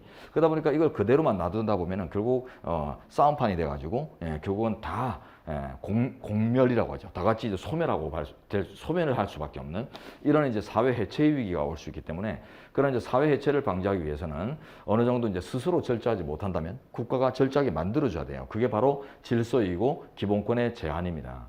자, 두 번째 단락. 우리 헌법은 모든 이들의 조화로운 삶의 보장을 위해서 국가에게 기본권을 최대한 보장할 의무도 명시했지만은 또 기본권을 제한할 수 있는 이런 가능성도 별도로 명시를 하고 있습니다. 조화를 위한 제약이죠. 그게 이제 우리 헌법 37조 2항에 가면 대표적인데요. 아래 보시면 37조 제2항에 가면 국민의 모든 자유와 권리는 국가 안보, 질서 유지 또는 공공복리를 위하여 필요한 경우에 한하여 그 본질을 침해하지 않는 한 법률로서 제한할 수 있다. 이렇게 해서 그 제한의 근거를 직접 마련하고 있는데요. 일단 제한할 수 있도록 돼 있죠. 그렇지만 제한을 위한 조건이 있어요. 그게 이제 국가 안보 등을 위한 이제 목적상 한계, 그 다음에 필요한 경우에 필요한 만큼에 그쳐야 된다는 어떤 그 방법상의 한계로서 이게 이제 과잉금지 원칙이에요. 과잉하지 마라. 그 다음에 본질을 침해해서는 안 되며 본질 내용 침해 금지 원칙이라고 하는데 다음에 보시고요. 그 다음 법률로서 제한할 수 있다. 법률로서라는 말이 이제 법률의 근거를 두어야 제한이 가능하다. 법률의 근거를 두고서 제한할 수 있다는 뜻인데 요걸 이제 기본권 제한의 법률 유보 원칙이라고 합니다. 제일 중요한 게 여기 이제 과잉 금지 원칙, 그 다음에 법률 유보 원칙. 요게 제일 중요해요. 과잉 금지. 너무 지나쳐서 남는 게 생길 정도의 규제를 하게 되면 안 된다. 이런 뜻이고요. 자, 그래서 공익 달성에 필요한 만큼 딱 필요한 만큼에 그쳐라. 이런 비례성 원칙이라고도 합니다. 공익 달성에 필요한 만큼만 사익의 제한이 정당화될 수 있다. 그래서 지나쳐서 남는 게 생길 정도로 그 공익을 앞세우면 안 된다. 이런 뜻을 담고 있고요. 그 비례 균형의 조화점을 찾기 위한 이론입니다. 그 다음에 이제 법률로서 제한할 수 있다. 요걸 이제 법률 유보 원칙이라고 하는데요. 뭐 유보라는 말은 여러분이 그 보류라는 말이에요. 보류. 유보라는 한자가 이제 뒤집으면 보류가 되는데 보류, 뭔가 보류한다, 뭐 유예한다 이런 것들 있죠, 그죠? 보류라는 말이 되는데 그러면 이제 이겁니다. 기본권을 제한하기 위해서는 그 근거가 기본권을 제한할 수 있는 어떤 근거가 이미 법률에 보류되어 있어야 된다. 그걸 요구하는 원칙입니다. 그래서 기본권 제한 작용의 근거를 구속하는 법률에 근거가 보류되어 있지 않으면 함부로 기본권을 제한을 못한다. 이런 뜻을 담고 있는 대원칙이에요. 요 두 가지가 이 조문 안에서는 가장 핵심적인 두 가지 이제 내용이니까 나중에 이제 아주 풍부하게 분석할 기회가 있을 겁니다. 자, 그리고 이제 기본권 침해 심사 기준에도 차이가 있다 이런 게 나오는데 요거는 지금은 조금 어려울 거예요. 어렵고 이제 가닥만 잡아놓으시고 나중에 이제 본격적인 공부에 들어가서 그때 이제 하나씩 이제 보실 때 다시 한번 되새겨 보시면 좋을 것 같습니다. 자, 보시고. 기본권에 관계되는 국가의 활동은 기본권의 유형에 따라 재량의 크기가 다르게 이해된다. 재량의 크기가 기본권 유형에 따라서 차이가 납니다. 요것도 조금 지나가서 보도록 할게요. 뭐 자유권을 대상으로 하는 뭐 법률이냐, 뭐 사회권이나 청구권 등을 대상으로 하는 법률에 따라서 재량권이 다른데 뭐 크게 구분하자면 자유는 그 재량권이 아주 축소돼요. 국가의 재량권이 자유에 대한 제한은. 그러나 이제 그 외 나머지 기본권에 대한 제약은 국가의 재량이 상대적으로 커집니다. 자, 이런 이제 재량의 차이 때문에 심사 기준, 어떤 국가 적용이 기본권을 침해해서 위헌이냐 아니냐 이런 것들을 판단하는 이제 심사 기준을 이제 적용할 때도 그 기준들이 달라질 수 있어요.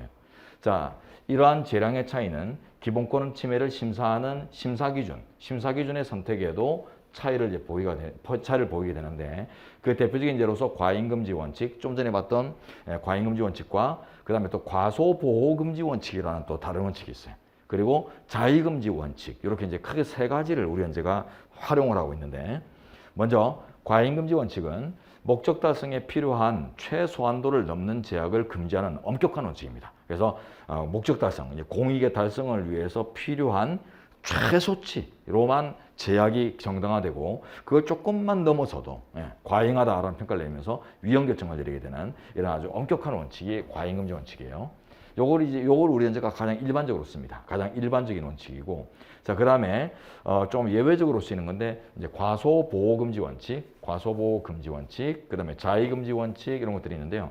과소보호금지 원칙은 지나치게 적게 보호한 것만 금지된다. 그래서 뭐 아주 완화된 원칙입니다. 그래서 너무 적게 보호해서 보호를 전혀 안 했다라고 볼 수 있는 정도에 이르지 않으면 합헌이 되는 이런 이제 완화된 기준입니다. 그래서 명백히 부족하거나 명백히 불충분한 보호만 금지된다는 완화된 기준이고요. 그 다음에 자의금지 원칙도 비슷합니다. 이거는 주로 평등권에서 쓰는데, 자, 명백히 정의롭지 못한 정의에 반하는 자의의 발동만을 금지하는 완화된 원칙. 그래서 이제 아주 엄격한 원칙 하나와 이게 이제 일반 원칙이에요. 이게 이제 일반적이고요.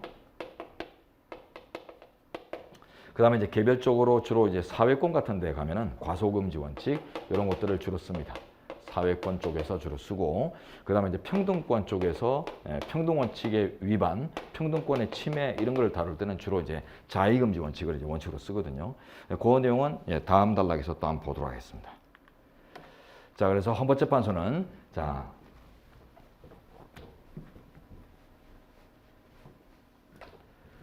자유권 등 일반적인 기본권 침해를 이제 다룰 때는 과잉금지 원칙을 심사 기준으로 삼아서 위헌 여부를 따집니다. 일반적입니다. 일반적으로 과잉금지 원칙. 자, 그건 이제 사회권 침해를 이제 다룰 때, 뭐 사회권 안에 가면 뭐 인간다운 생활을 할 권리로부터 해가지고 뭐 교육을 받을 권리, 근로의 권리, 근로삼권, 뭐 환경권 이런 것들이 막 있는데 그런 항목들의 이제 침해가 있는지를 이제 따질 때는 주로 이제 과소보금지 원칙을 쓰는데, 요게 재량권이 엄청나게 큰 영역이라고 그래요.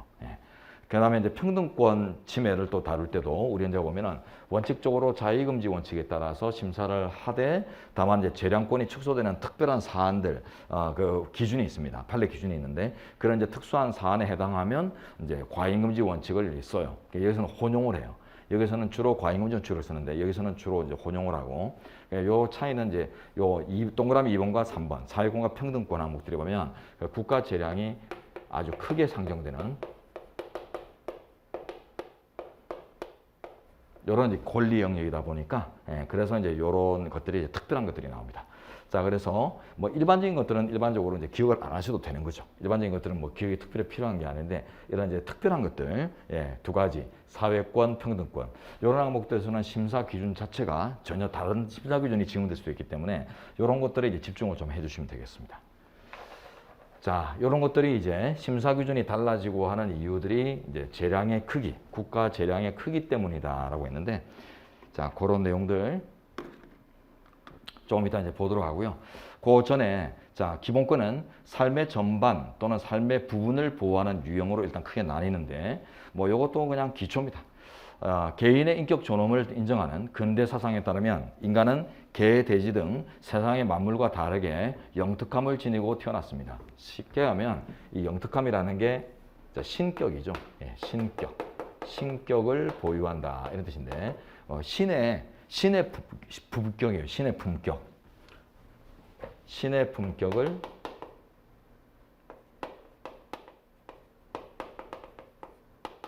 보유한다라고 하는 건데, 자, 요거 근대 사상들이 어디에서 만들어졌죠?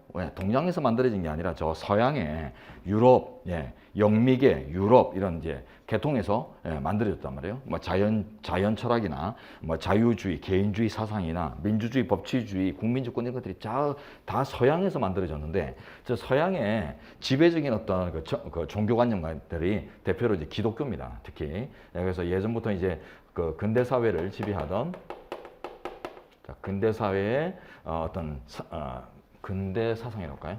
근대적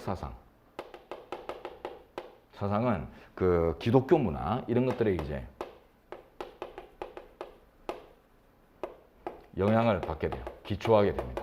그러다 보니까 이제 기독교에서 모시는 신이 이제 여호와라고 해서 하나님이라는 유일신이죠.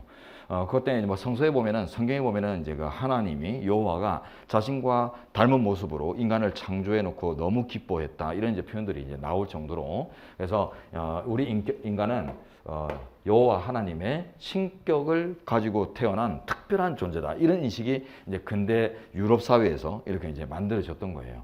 물론 그게 이제 뭐 이제 인간이 개돼지와 구별되게 살아야 된다라는 의미에서는 이제 동서양을 불문하고 이제 다 소통될 수 있는 내용이기 때문에 우리도 이제 받아 쓰고 있지만은 뭐 기독교 이런 거 이제 연결하지 말고요. 근데 유래가 그렇다는 거예요. 그래서 이제 왜 이제 인간이 특별한 대접이 필요한가 이런 것들이 신격을 가지고 태어났다라는 이런 어떤 사상, 근대 사상에서 기원한다는 것입니다. 자, 그렇기 때문에 모든 인간은 태어날 때부터, 인간으로 태어나는 순간 존엄하고 동등하며 자유롭다. 자, 이게 세계인권선언 제1조에 써져 있고요. 우리 헌법전에도 그래서 있죠. 7조에 인간존엄 행복시효권, 11조에 평등권, 12조부터 23조까지 자유권을 보장하고 있잖아요. 그래서 인간존엄, 인간평등, 인간자유 이 세 가지는 근대의 기본 항목이고요. 이게 우리 헌법전에도 제일 1바다 1번 이제 그 인권조항에서부터 쭉 이렇게 연달아 나온다는 것입니다. 자, 이제 이에 우리 헌법도 인간존엄, 가치, 행복, 추구권, 평등권이라는 인간 삶 전반을 포괄적으로 보호하는 규정, 이걸 이제 포괄적 기본권이라고 하고요. 자, 이를 둔과 동시에 신체의 자유, 사생활의 자유, 표현의 자유 등 개별적으로 이제 보호를 담당하는 것들이 나눠져 있는 이런 이제 특정한 삶의 분야를 개별적으로 보호하는 규정들, 이거는 이제 개별적 기본권이라고 하는데 다 두었어요. 그래서 이제 아주 포괄적인 영역을 담당하는 기본권 항목과 개별적인 영역을 나눠서 담당하는 기본권 항목들을 다 두고 있다. 자, 이걸 이제 살펴봤습니다. 자, 그리고 이제 그 밑에 보시면 개별적인 기본권들은 다시 자유권, 참정권, 청구권, 사회권으로 다시 분류되는데 요거는 뭐 지금 다룰 필요 없고 여러분 그 우리가 지금 제공된 자료에 보면 도표로 이렇게 이제 써져 있죠. 예, 그래서 나중에 그런 것들을 이제 헌법학에서 이제 배워야 된다. 예, 이런 이제 방향만 설정하죠. 자, 그리고 이제 그다음 보세요. 여기 이제 앞에서 이제 심사 기준의 선택이나 이런 데서 이제 중요하게 작용했던 내용인데요. 기본권은 그 유형마다 국가 개입의 의미가 다릅니다. 국가가 개입할수록 오히려 그 기본권 보장에 유리하지 않은 경우도 있고 반대로 국가가 좀 개입을 해줘야지 기본권 실현 또는 기본권의 보장에 유리한 경우들이 있다는 것인데 자, 1번 대표로 자유권요. 자, 자유권은 인간이 원래 가지고 태어나는 속성입니다. 좀 전에 봤죠? 인간은 태어나는 순간 존엄하고 동등하며 자유롭다. 이게 이제 인간의 개의 대지와 구별되는 영특함에서 당연히 이제 존재하는 건데요. 그래서 이제 인간이 가지고 태어나는 속성입니다. 본성. 예. 그렇기 때문에 국가가 개입할수록 보장이 약화됩니다. 예. 그냥 놔두면 인간으로서 그냥 태어난 순간 보장받고 태어나는 것이기 때문에 국가가 개입을 안 할수록 자유의 보장 범위가 이제 넓은 거죠. 근데 이제 국가가 자꾸 이제 개입을 하고 간섭을 하면 그 자유의 이제 제약이 이제 돼요. 그렇기 때문에 국가가 개입하면 할수록 보장이 약화되는 이런 측면들이 있어요. 따라서 국가가 법률로서 이를 규율할 경우 기본권을 제한하는 적대성이 규정됩니다. 자, 적대성. 좀 안 좋게 봐요. 아주 엄격한 눈으로 이제 쳐다본다는 거죠. 예. 자, 그러나 반대로 이제 나머지들입니다. 국민이 나라를 다스리는 일에 참여할 참정권, 예, 그 다음에 권리가 침해되었을 때 그 실현 방법을 국가에 요구할 청구권, 인간다운 삶에 필요한 복지 정책을 국가에 요구할 사회권은 자, 나머지죠. 예, 자유권 외에 나머지 권리들은 인간이면 당연히 갖고 태어나는 속성들이 아닙니다. 예. 나란 일에 참견한다 이런 것들도 나라라는 어떤 국가라는 어떤 그 시스템이 만들어져야 비로소 생성되는 거지. 그냥 나 개돼지가 아닌 인간으로 태어났다라는 의미에서 당연히 뭐 나라라는 개념이 성립이 안 돼 있는데 예. 나라 이전에 그냥 참정권 이런 개념이 성립될 수는 없거든요. 그 다음에 청구권 이런 것도 마찬가지. 이제 국가, 나라라는 공동체의 시스템이 있음을 전제로 해서 뭔가 이제 수단을 요구하는 것들이죠. 기본권이 온전히 실현될 수 있는 수단을 달라. 요구권이고 사회권도 마찬가지. 제대로 살아갈 수 있게 최소한의 여건을 달라. 다 이제 국가라는 어떤 이제 인위적인 조직체 이런 것들을 이제 전제로 하는 개념들이기 때문에 그래서 이거는 인간이 가지고 태어나는 속성 자체를 보장하는 게 아닙니다. 그래서 이거는 국가가 적극적으로 개입해 줄 때 보장될 수 있는 이런 성격을 가지거든요. 따라서 이러한 기본권들을 규율하는 어떤 법률이 있다면 이런 기본권을 형성하는 친밀성이 추정된다라고 합니다. 친밀성. 그래서 자유권에 관한 법률은 적대성이 추정되고 기타 기본권에 관련된 어떤 법률이 있다면 그거는 친화성 또는 친밀성이 추정된다. 이게 이제 재량의 크기예요. 그래서 국가의 재량, 국가가 어떤 법률로서 하는 일들의 재량이 상대적으로 낮고 얘는 이제 상대적으로 큰 거예요. 물론 이 안에서도 또 상대적으로 구분되겠지만 이렇게 자유권과 기타의 다른 기본권들을 분류하자면 이렇게 상대적인 차이점이 나오고요. 이런 것들이 이제 나중에 심사 기준을 선택할 때 있어서 상당히 중요한 의미를 부여받는다라고 했는데 그것도 뭐 이렇게 절대적으로 도식화될 수 있는 내용들은 아닙니다. 그때가 이제 재량의 크기가 또 상대적으로 또 더 세밀하게 구분되다 보면 심사 기준의 선택에서 뭐 조금 더 세밀한 분류들도 나올 수 있는데요. 그러다 보니까 뭐 아까부터 사회권 같은 경우는 뭐 과소보호 금지 원칙, 줄여서 이제 과소금지 원칙 이런 것들을 막 적용하잖아요.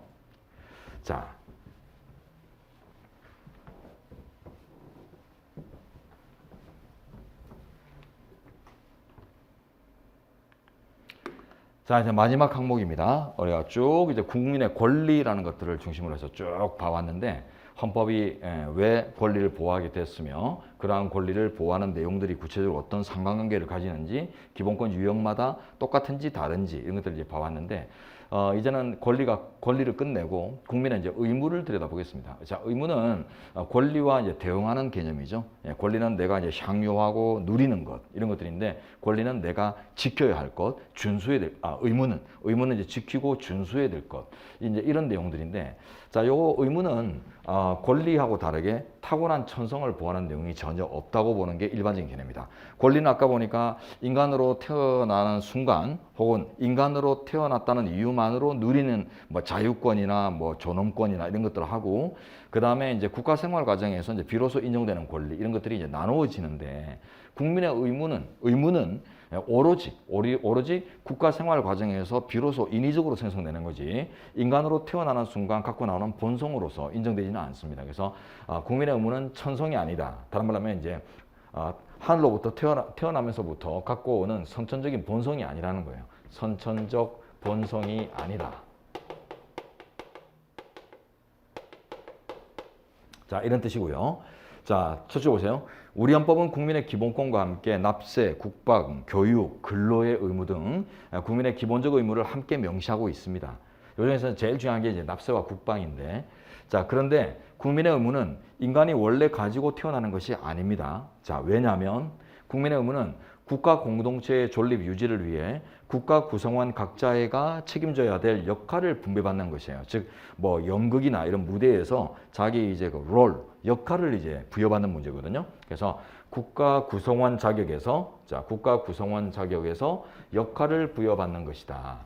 배정받는 거예요. 예. 그래서 이제 국민이면 나라의 이제 운영 자금을 주기적으로 이렇게 이제 내야 될 기여금을 이제 조성해야 될 이런 의무가 있고, 또 나라가 이제 위기에 처했을 때 적군을 이제 막아낼 그런 이제 의무, 이런 것들이 가장 대표적인 건데, 이런 것들은 이제 나라 어떤 국가라고 하는, 나라라고 하는 어떤 인위적인 시스템, 인위적인 조직이 있을 것을 전제로 해서 상상되고 설정되는 내용들이기 때문에, 그래서 인간으로 태어났다, 개, 돼지가 아닌 인간으로 태어났다라는 이유로 당연히 갖고 있는 것들이 아닙니다.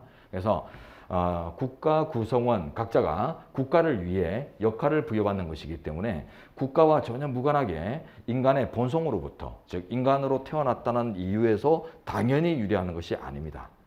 또한 국가의 존속을 위해서 필요한 국민의 역할도 매우 다양하겠죠. 이런 역할이란 것도 매우 이제 다양한 내용으로 구성되기 때문에, 그래서 더더구나 국가의 재량 같은 것들이 아주 풍부해져요. 그래서 이건 한마디로 이제 뭘 얘기하냐면, 국민의 의무는 타고난 본성이 아니다.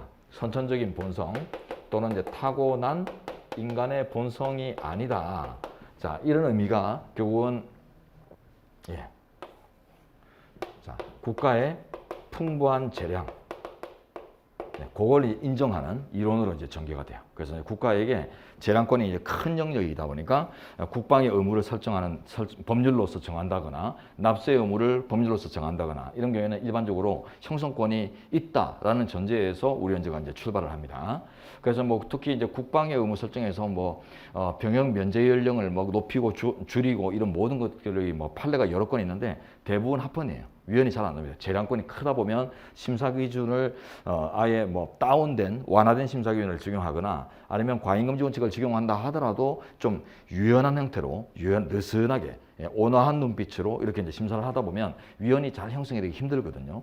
자, 그런데도 또 위헌이 나오는 경우들이 있어요. 얼마 전에 그 병역법 그 5조에 대체복무제를 두지 않은 상태에서 집총훈련만 강요하는 이런 병역제도를 여호와 증인 신도들이 주축이 되어서 문제 삼은 사건에서 위헌 결정 내렸잖아요. 그래서 대체복무제를 도입하지 않은 병역법에 대해서 이제 위헌 결정 내린 것처럼, 또 국가의 재량권을 인정하면서도 또 위헌이 나오는, 그래서 이제 위헌의 요소가 너무 농후해서 결국 위헌이 나와버리는 이런 사례들도 있습니다.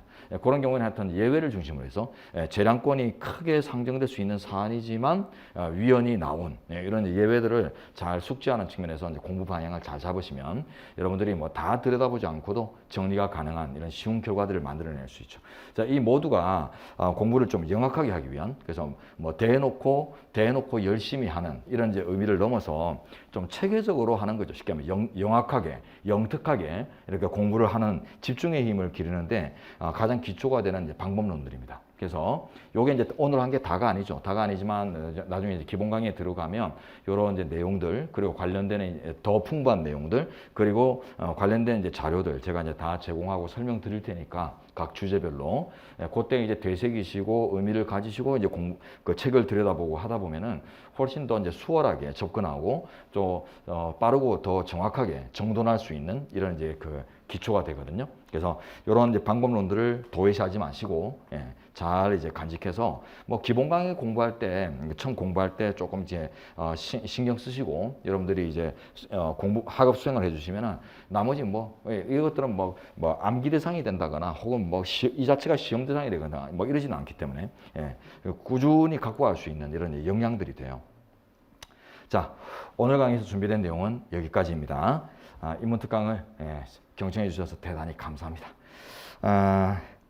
여러분들하고 이제 진정성 있게 소통할 수 있는 이제 다양한 기회들, 그리고 또 그게 뭐 단순히 홍보나 마케팅의 요소로 끝나면 안 되겠습니다. 그래서 항상 실속이라는 거 전제되기 때문에 여러분과 소통하며 또한 또 실속 있는 이런 이제 강의를 통해서 자주 찾아뵐 것을 다짐하면서 오늘 강의는 이제 끝내도록 할게요. 자, 수고 많으셨습니다. 감사합니다.